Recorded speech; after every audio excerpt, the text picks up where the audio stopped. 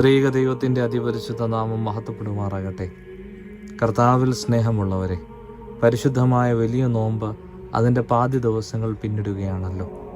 കർത്താവിൻ്റെ പുനരുദ്ധാനത്തിൻ്റെ പ്രത്യാശയുടെ കിരണത്തെ കാണുവാൻ തക്കവണ്ണം അവൻ സത്യമായി ഉയർത്തെഴുന്നേറ്റു എന്ന് ഞങ്ങൾ വിശ്വസിക്കുന്നു എന്ന് ഏറ്റുപറയുവാൻ തക്കവണ്ണമുള്ള ദിവസങ്ങളിലേക്കാണ് നമ്മളുടെ ജീവിതം കടന്നു വരുന്നത്.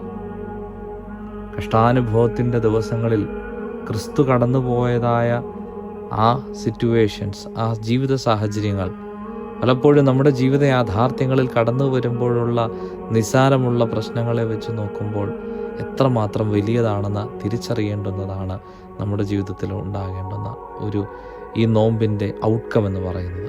പലപ്പോഴും ജീവിതത്തിൽ നിസ്സാരമെന്ന് കരുതുന്നതായ പ്രതിസന്ധികൾ വരുമ്പോൾ പോലും നമ്മൾ ദൈവത്തിൽ നിന്ന് അകന്ന് ജീവിക്കുവാനായിട്ടാണ് ആഗ്രഹിക്കുന്നത്.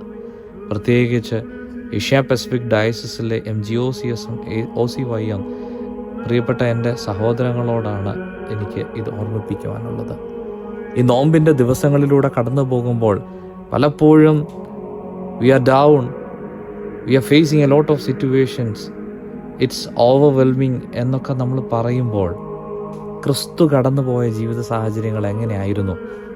അവൻ്റെ തലയിലെ മുൾക്കിരീടം, അവൻ്റെ ആണിപ്പഴുതാവുന്ന കരങ്ങൾ, അവൻ്റെ കാലുകളിലൂടെ ഒഴുകിയതായ രക്തം, ഇതൊക്കെ ഒന്ന് റിലേറ്റ് ചെയ്ത് കഴിഞ്ഞാൽ പ്രിയപ്പെട്ട സഹോദരങ്ങളെ, നമ്മുടെയൊക്കെ ജീവിതത്തിൽ നടത്തപ്പെടുന്നതായ ക്രിട്ടിക്കലായ ക്രൂഷ്യലായ മൊമെൻറ്റ്സ്, സിറ്റുവേഷൻസ് എന്ന് പറയുന്നത് എത്ര നിസ്സാരമാണെന്ന് നമ്മൾ തിരിച്ചറിയുവാനായിട്ട് ഇടയാകണം.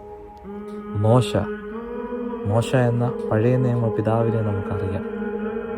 ഇറുതി മുൾപ്പടർപ്പ് എരിയുന്നതായി കണ്ടിട്ടും അത് ദഹിച്ചു പോകാതെ ആ മുൾപ്പടർപ്പിൽ നിന്ന് ഉയരുന്നതായ ദൈവത്തിൻ്റെ ആ വലിയ പ്രസൻസ് തിരിച്ചറിഞ്ഞ, ദൈവ സാന്നിധ്യം തിരിച്ചറിഞ്ഞ ഒരു വ്യക്തിയാണ് മോശ.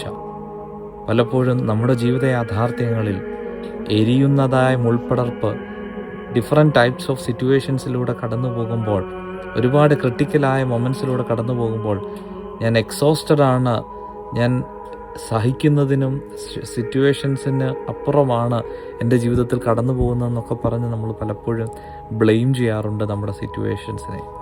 എന്നാൽ തിരിച്ചറിയേണ്ടതായ ഒരു കാര്യമുണ്ട്. നമ്മുടെ ജീവിതത്തിൽ സംഭവിക്കുന്നതായ കാര്യങ്ങൾ വളരെ നിസ്സാരമാണ്.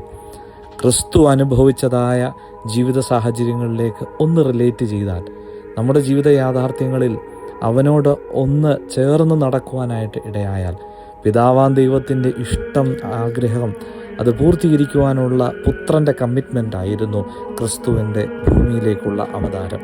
അങ്ങനെയെങ്കിൽ സഹോദര സഹോദരി, നമ്മുടെ ഈ നോമ്പിൻ്റെ ദിവസങ്ങളിലൂടെ കടന്നു പോകുമ്പോൾ നീ വെറുക്കപ്പെട്ടവനാകാം, നീ തളർക്കപ്പെട്ടവനാകാം, നീ തകർക്കപ്പെട്ടവനാകാം, നിന്നെ മറ്റുള്ളവരാൽ പരിഹസിക്കപ്പെടുന്നവനാകാം. പക്ഷെ തിരിച്ചറിയുക, ദൈവം നിന്നോടൊപ്പമുണ്ട്. നീ ദൈവത്തിനു വേണ്ടി, നീ യഹോവയ്ക്കു വേണ്ടി നിന്നെ തന്നെ ബലിയായി സമർപ്പിക്കുവാനായിട്ട് ആഗ്രഹിക്കുന്നുവെങ്കിൽ, നീ ബലിയായി നിന്നെ തന്നെ വിട്ടുകൊടുക്കുന്നുവെങ്കിൽ ദൈവം നിന്നെ കരുതിക്കൊള്ളും. അവൻ തൻ്റെ ഏകജാതനെ എപ്രകാരം കരുതിക്കൊണ്ടുവോ, അവന് 3-ാം ദിവസം കഷ്ടാനുഭവത്തിൽ നിന്ന് ഉയർത്തെഴുന്നേറ്റതുപോലെ, ഖബറിൽ നിന്ന് ഉയർത്തെഴുന്നേറ്റതുപോലെ നിൻ്റെയും എൻ്റെയും ജീവിത സാഹചര്യങ്ങൾ ഉയർത്തുവാൻ തക്കവണ്ണം മതിയായവനാണ് നമ്മുടെ ദൈവം എന്നുള്ള ബോധ്യം എന്നെയും നിങ്ങളെയും ഭരിക്കുവാനായിട്ട് ഈ നോമ്പിൻ്റെ ദിവസങ്ങളിൽ, പ്രത്യേകിച്ച് ഹാശായുടെ ദിവസങ്ങളിലേക്ക് കടന്നു പോകുമ്പോൾ നമ്മൾ തിരിച്ചറിയുവാനായിട്ട് സാധ്യമാകണം.